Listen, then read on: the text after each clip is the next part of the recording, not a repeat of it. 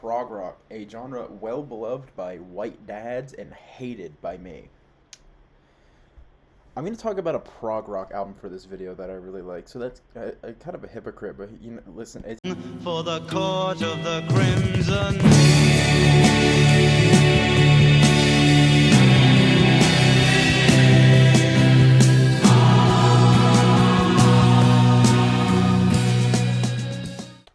so prog rock. What is it, right? Oh, too bad, actually. Editor's note.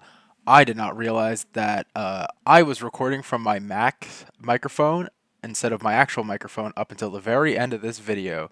So audio quality will be bad until the final song analysis.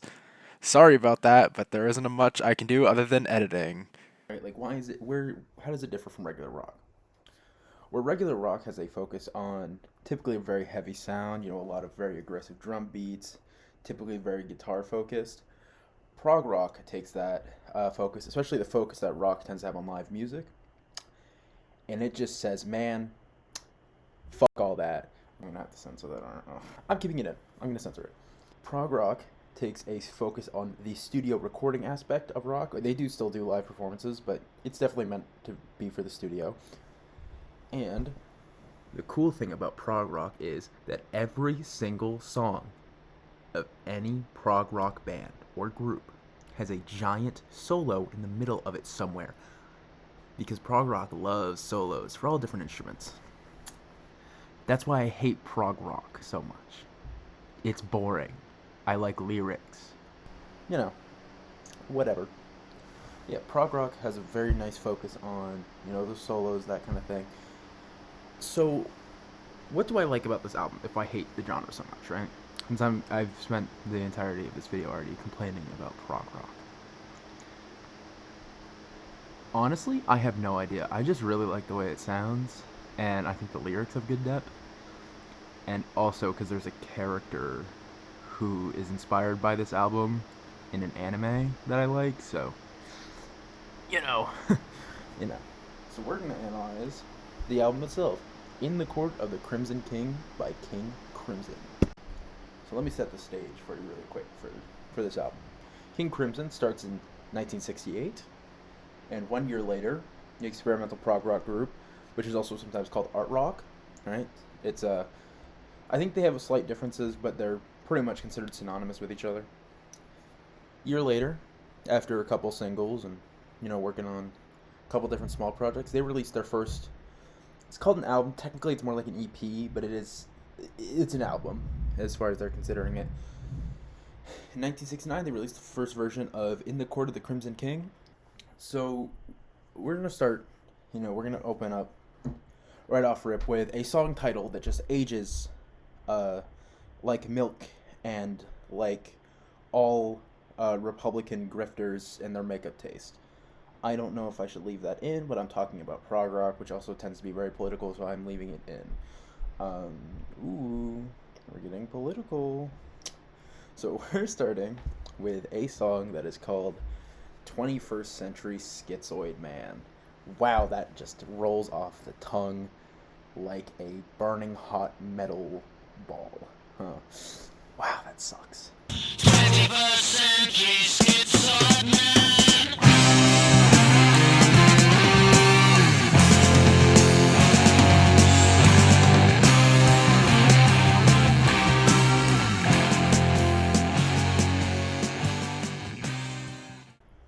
Now, quickly before we fully get into the song, I do want to show off the album cover for this album. I'm gonna put it like here or here or here or here at some point.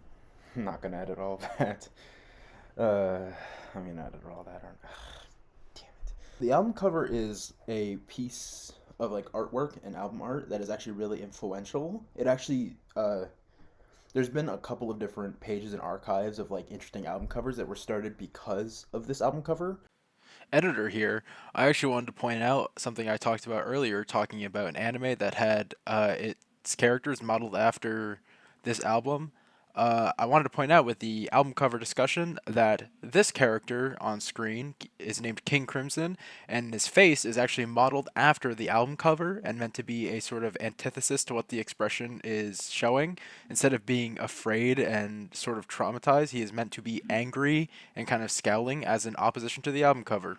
We're gonna start off with 21st Century Schizoid Man. The way King Crimson likes to title their music is they typically have a like sub song inside of it, but the sub song is like this solo section. So 21st Century Schizoid Man opens up with like a kind of grating ambient sound.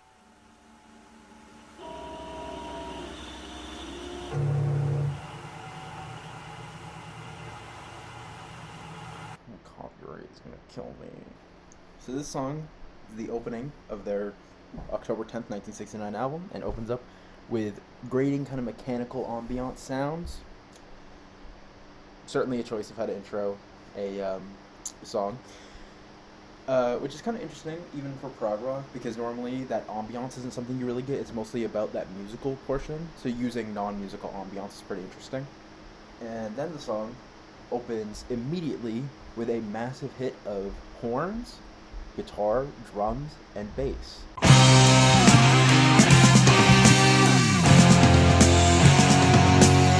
King Crimson actually loves to make use of brass and wind instruments. We'll see a lot of that throughout this album. I want to talk about the lyrics before we do anything else.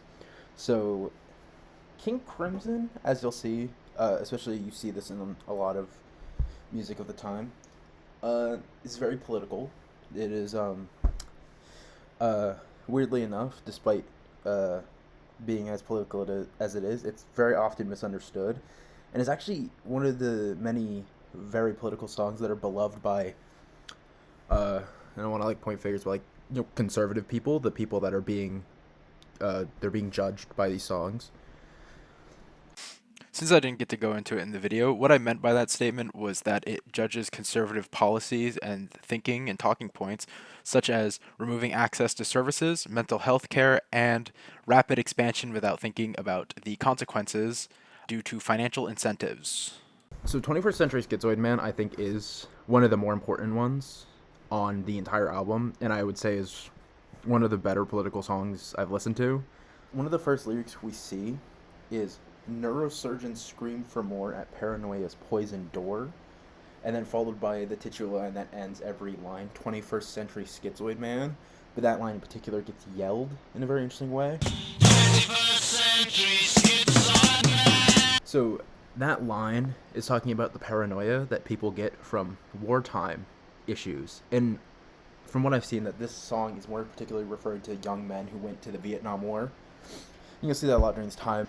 But it's talking about a lot of that psychological trauma that comes with, you know, going to war and being, you know, seeing that in your developmental years. Adjusting my camera. Yeah, but you see a lot of that in your formative years. It does cause issues, and this is especially around the time where neurological evaluation techniques were very weak. So you couldn't really get that same kind of help, and a lot of the times, the sort of people that were going to war, being men, were expected to kind of be like unfeeling and just kind of go along with it because they were meant to be seeing the opposition as unhuman. I just want to give a quick warning for these next lines, especially a lot of these lines are very, very graphic, including things like death, sexual assault, that kind of thing, because they do talk using that kind of language. Even if it's not literal, it is referring to such things, so I just want to give a trigger warning. So the next lines read, blood rack, barbed wire, politician's funeral pyre, innocents raped with napalm fire, and then followed by the titular 21st Century Schizoid Man line. Now, I think we can really see the Vietnam War references here. Obviously with politician's funeral pyre being a reference to how people were criticizing politicians at the time for committing to killing people in a different country and treating it as if though it was completely appropriate and fine, and talking about how people were willing and ready and willing to get rid of these politicians by any means necessary. And I think that is really interesting because it could also be referring to specific groups such as one of my personal favorite historical groups, the Black Panther Party. But That doesn't really get confirmed and isn't mentioned super heavily in the song, so I won't speculate on that. But I think the really interesting line is the line "innocents raped with napalm fire." Very obviously a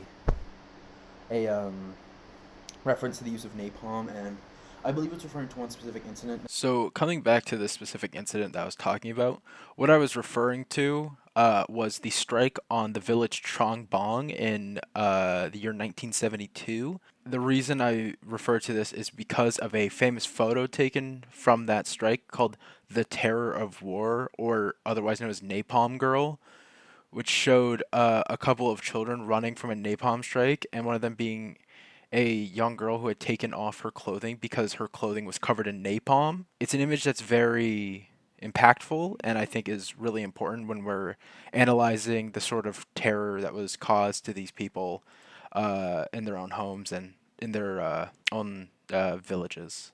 A lot of napalm was used, and for those of you that don't know, napalm sticks to your skin, it sticks to your clothes, and it basically melts anything it touches.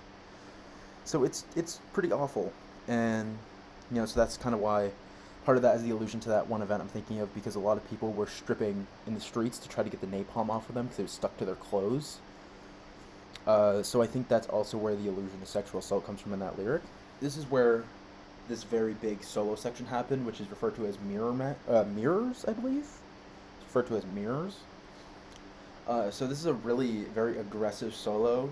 There's a lot of very quick trumpet playing and a lot of rapid drum hitting, especially focus on the snare.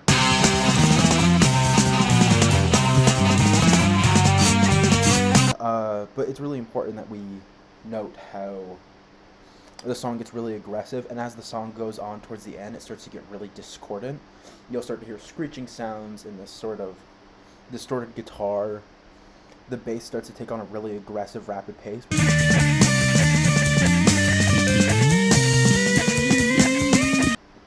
But it's really important to note that it gets really discordant as it comes towards the last lyric.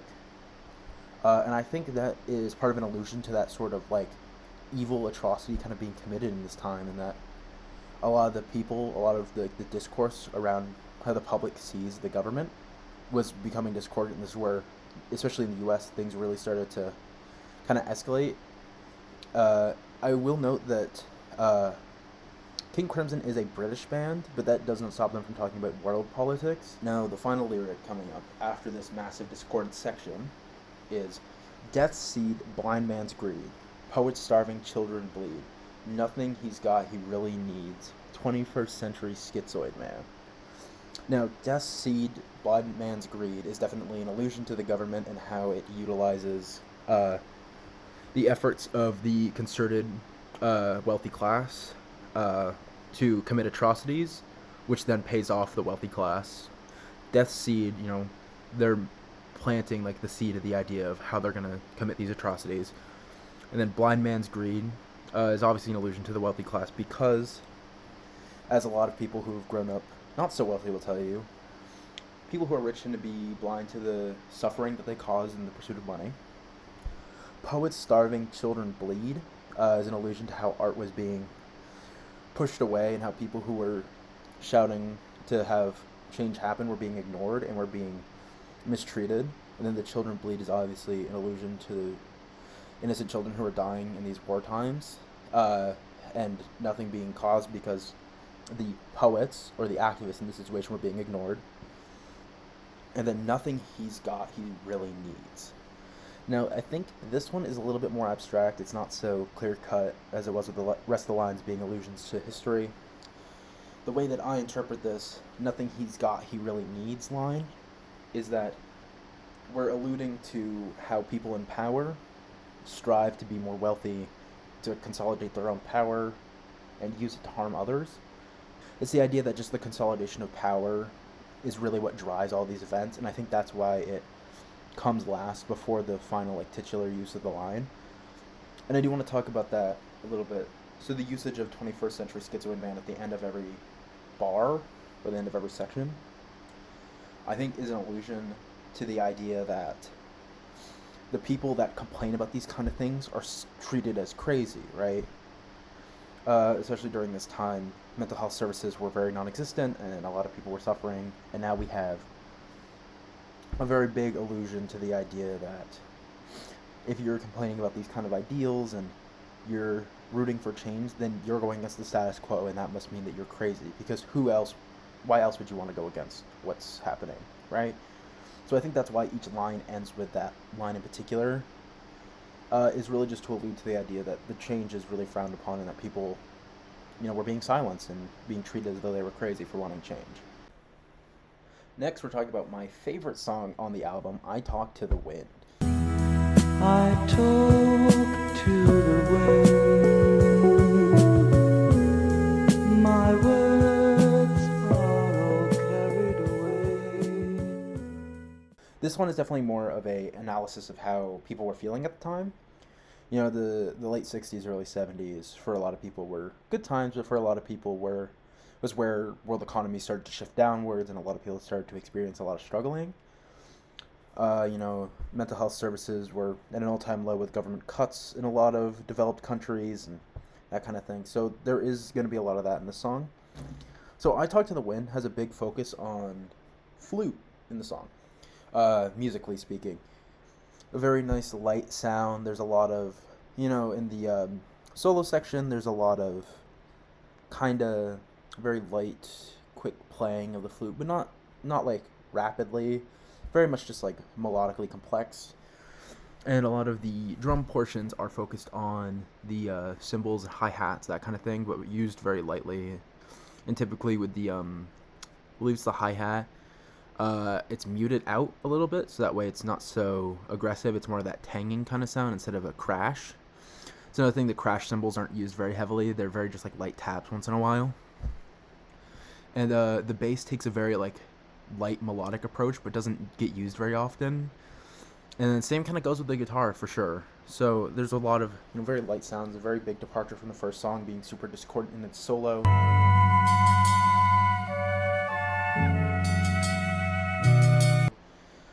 I Talk to the Wind is very interesting lyrically and analysis-wise, because it's not really analysis on one particular thing, but more of an idea. So we open up with the lines, "Said the straight man to the late man, where have you been?" Now, when referring to straight and late in this context, what we're actually talking about is someone's mental status. So straight being as in straight edge, sort of conforming to what society expects. Late in this context is used sort of synonymously with the way that many people use the term slow now to refer to someone's like mental status.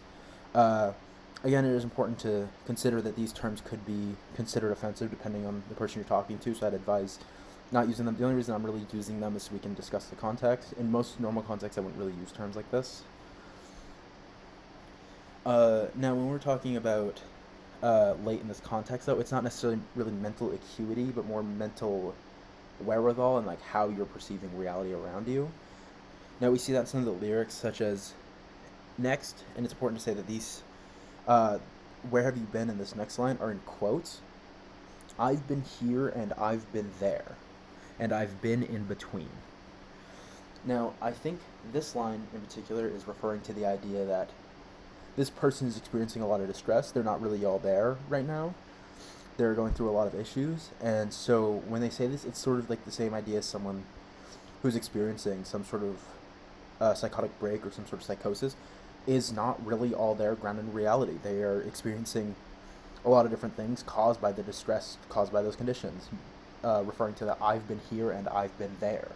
Now, these next lyrics I'm going to kind of clump together because they're all talking about the same idea of someone talking to the wind and their words being unheard. Now, I think that this is sort of an allusion to the idea of someone talking to themselves or sort of just like yelling into the void of their own thoughts. And I think this is important because it is really what a lot of people around this time did. When they were experiencing distress, they wouldn't, go out of their way to seek help because that was seen as sort of like gauche and kind of going against society.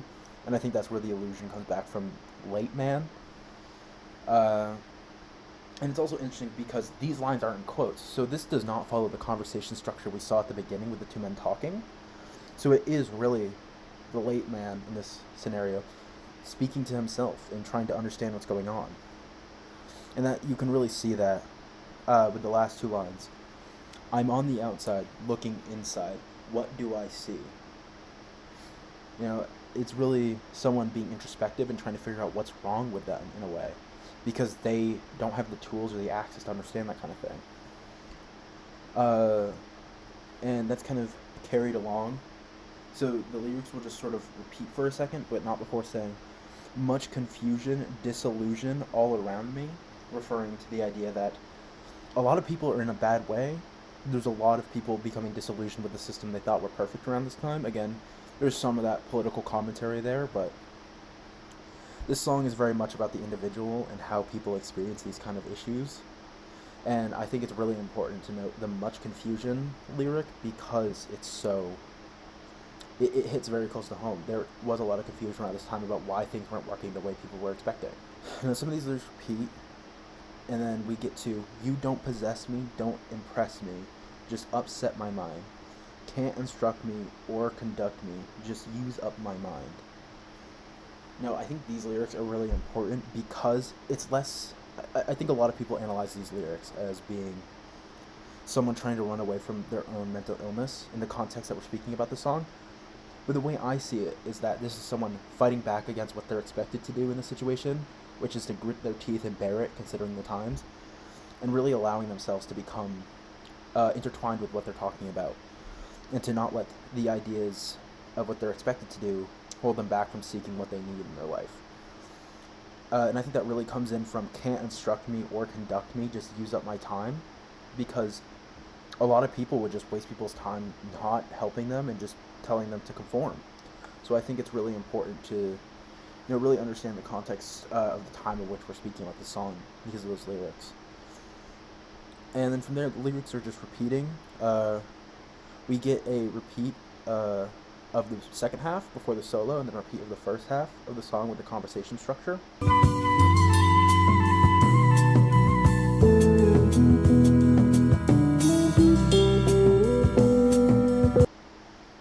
And I do think that there is significance to why the song repeats.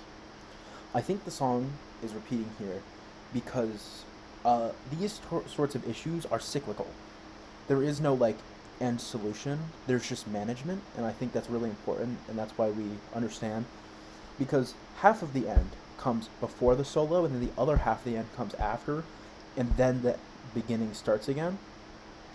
And I do think that the music plays into that because it's this very light, sort of airy fantasy sort of feeling, because this person isn't in a state where they need to be. They're completely disillusioned and running away from reality in this case. They're not actually getting help, they're just hoping to find it. And I think that's why it repeats the way it does, with the music being in between like that, is it really is a commentary on the cyclical nature of how mental illness and the inability to access care for it really is cyclical. Here's where I was going to talk about Epitaph and then the song Moonchild. Unfortunately, I have to speed this up a little bit as the video is getting a little too long for the assignment. So here are the quick notes on each song.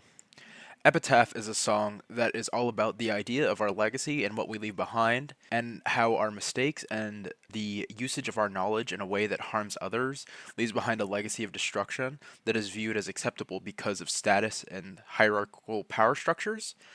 Moonchild, in my opinion, may relate to a common misconception that the idea for the term psychosis, which is a recognizable symptom of mental health diagnoses from the DSM-5, is often associated with the moon due to a misconception about its naming origin, and relates to the idea of children and people who have lost parents due to war and other struggles in the world, and how it affects them mentally and how they're waiting for someone to view them as a person instead of just a condition. Some quick key points I'd like to touch on as far as what you hear in it musically. Moonchild is a very light, airy song that utilizes very simple structures and has an emphasis on piano, as well as having a very long solo, being the longest song at over 12 minutes, utilizing discordant sounds and a structure that slowly loses its intelligibility and then comes back at the end. Epitaph is a bit more complex and utilizes a lot of woodwind instruments, including clarinet and oboe, which are very uncommon for most genres of rock, including prog and art rock. Guess who's been recording with their computer microphone this whole time instead of the actual one? It's me. Sorry for the audio quality, I guess, but at least I caught it before we talk about the final song, In the Court of the Crimson King. For the court of the crimson.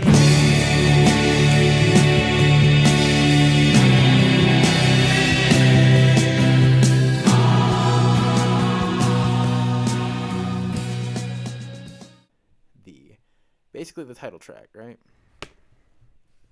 I want to talk about a little bit about the musical structure first. So, In the Court of the Crimson King really does take on that more classic kind of rock profile you'd expect musically. It's a lot of like nice sharp drum hits, some like big kind of almost sort of booming sounds coming from the bass. Guitar has some nice melodies going on, a little bit of speed to it once in a while. The singing is like very pronounced, but it's a little bit more laid back. It's not so aggressive sounding that you'd usually expect to hear with some more classic rock. When we're talking about In the Court of the Crimson King, I think it's important that we really analyze everything that we looked at throughout this album first. Themes of rapid progression causing harm and themes of anti-war, especially during the 1960s. A lot of themes about mental illness and lack of support. And I think that all of that really does culminate in the Court of the Crimson King. Let's start with some lyrical analysis here. The rusted chains of prison moons are shattered by the sun. I want to quickly stop on this because I think it's really interesting that after Moonchild, we're immediately moving on to starting up with a lyric that has to do with the moon and sun, like discussed previously. Could definitely be an allusion to that sort of idea that we were talking about in Moonchild. I walk a road, horizons change, the tournament's begun. The purple piper plays his tunes, the choir softly sing. 3 lullabies in an ancient tongue for the court of the Crimson King. Now, I think that these lyrics are really interesting, and this is definitely part of the reason why I say that there is some sort of thing going on here with all the songs culminating in the court of the Crimson King. And it's almost as if each story that we're hearing in this album is culminating here. I walk a road, horizon change, the tournament's begun is really interesting. The idea of competition kind of being shown here. Kind of walking forward, things start to look a little different. Definitely being alerted to with horizons change after I walk a road. And I do really think that it's the idea of progression and that we're moving forward away from these negative ideas in a way. But the purple piper plays his tune, the choir softly sing. I do think that there's an element of that sort of somberness in the choir softly sings, almost as if something bad is going to occur even in spite of the changes that are being taken place here. And then 3 lullabies in an ancient tongue for the court of the Crimson King. And that, when it comes to Crimson King, it really starts to boom. They bring their voices up, and it almost does sound very choir-esque, but still using the same kind of instruments, just using extra voice layers. 3 lullabies in an ancient tongue for the court of the crimson.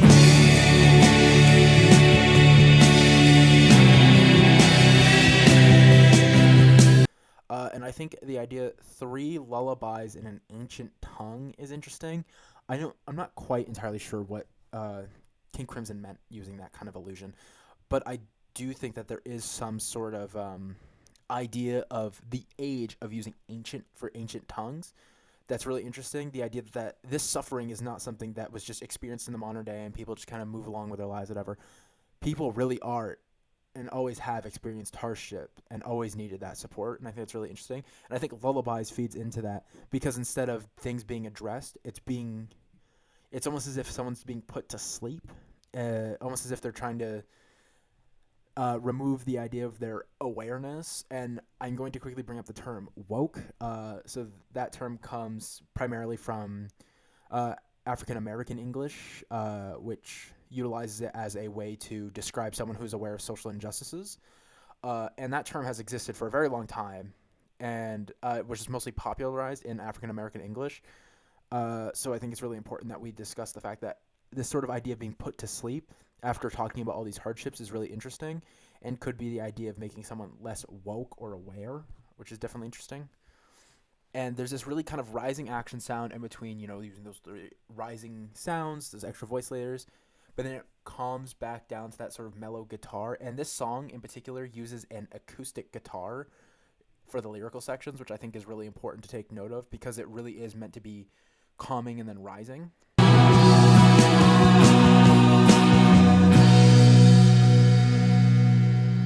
The keeper of the city keys put shutters on the dreams. So we come into the lyrics. The keeper of the city keys shutters on the dreams. I wait outside the pilgrim's door with insufficient schemes. So I do really think that this lyric is still kind of alluding to the idea of not having the tools you need to succeed in life, but still moving forward. So we say, I waited outside the pilgrim's door with insufficient schemes. Sort of the idea that even in spite of the lack of access and not knowing what to do next, they're still moving forward. We move on to the Black Queen chants, the funeral march, the cracked brass bells will ring to summon back the fire witch to the court of the Crimson King. Now, I think the allusion to women in particular in this verse is interesting because I think looking at it from the context we've been looking at it from, the allusion of speaking about specifically women in this verse is interesting because there's a lot of hardship that was aimed specifically at women and how we view the idea of progress with safety and innovation. But in a lot of ways, those innovations have not been applied to other people in different parts of the world in different situations. And I think women really do applies to that very well with how we treat medical innovations not being geared towards women and really avoiding that kind of thing for them. And then re-alluding back to from the previous songs talking about how just because something is knowledge doesn't mean that a person is knowledgeable enough to make good use of it. And I think especially the Black Queen and the Fire Witch being what we use, talking about people in classes of people who were lied about and persecuted being people of color. And then we also had the idea of lying women being witches. I think is a very interesting allusion. We have that rising action again. And we go into the gardener plants an evergreen whilst trampling on a flower. I chase the wind of a prism ship to taste the sweet and sour. I think is, again, bringing sort of the idea of expansionism and how just because something changes and can be good doesn't mean that its harm is outweighed by its good. And then I chase the wind of a prism ship to taste the sweet and sour, I think is the same idea, the way that we view progress as being good, but we don't necessarily know what harm it can cause, and that's why we get the allusion to the sweet and the sour. The pattern juggler lifts his hand, the orchestra begins, as slowly turns the grinding wheel in the court of the Crimson King. I think is alluding to the idea that as a collective, we don't do enough to prevent things that are moving forward that are bad for us. And is kind of the idea that this person who's meant to be an entertainer simply, or these people that are meant to be entertainers are simply allowing this thing to start, and that's why they're signaling the start of the grinding wheel here in the way that we don't use the art enough to really allude to what needs to be done to people. We have the rising and falling sounds again, and then we exit with the verse. On soft gray mornings windows cry, the wise men share a joke. I run to grasp divining signs to satisfy the hoax. The yellow jester does not play, but gently pulls the strings and smiles as the puppets dance in the court of the Crimson King. And I think this whole idea is that people in power are always going to try to do their best to utilize the people that they're oppressing to oppress other people by putting them in positions that feel comfortable.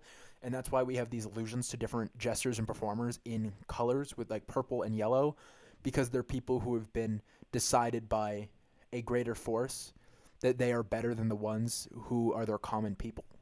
And I think especially with the wise men share a joke being an allusion to how people with knowledge have more power and that they prevent others from accessing that knowledge and having that same power.